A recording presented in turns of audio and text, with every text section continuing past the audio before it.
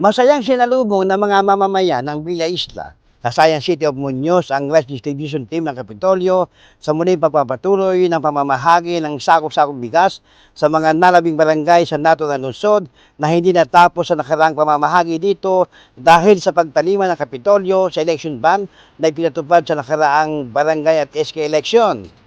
Pinangunahan ni 2nd District Board Member Dindo Daisico ang buong team sa atas ni Governor Aurelio Matias Umali at Vice Governor Anthony Umali.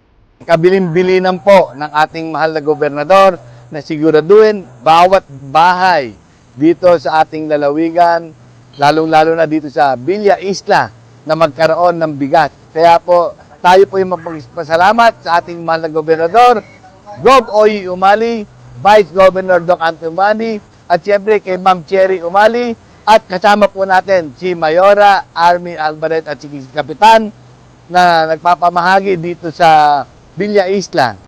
Tuwang-tuwa naman ang mga mamamayan dito, lalo na ang mga pamilyang Salcedo, Madayag, Pajardo, Asuncion at Danipog dahil saktong-sakto sa kanilang pangailangan ang pagdating ng ayudang bigas. Maraming salamat po Gov, kasi binigay ng biyaya sa amin ng bigas. At kung wala ito, wala tayo sa tayo mamaya.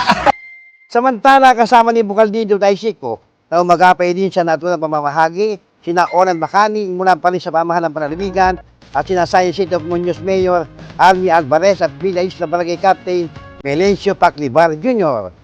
Maraming salamat po sa aming minamahal na Governor Oy Umali, kay Congresswoman Ma'am Cherry Umali, kay Vice Governor Doc Anthony Umali, kay Bukaldito Daisico, at siyempre po, at po ang ating minamahal na Kapitan, Paclibari, So muli, maraming salamat, Bob.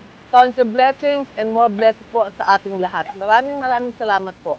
Sa ating minamahal na gobernador, salamat po sa tulong niyo sa amin. Sa araw na ito, sa pagbibigay po ng bigas po sa aming kabarangay. Para sa Balita Nueva Ecija, ako si Akalisangan, nag-uulat para sa DWN Teleradyo, ang inyong kakampi.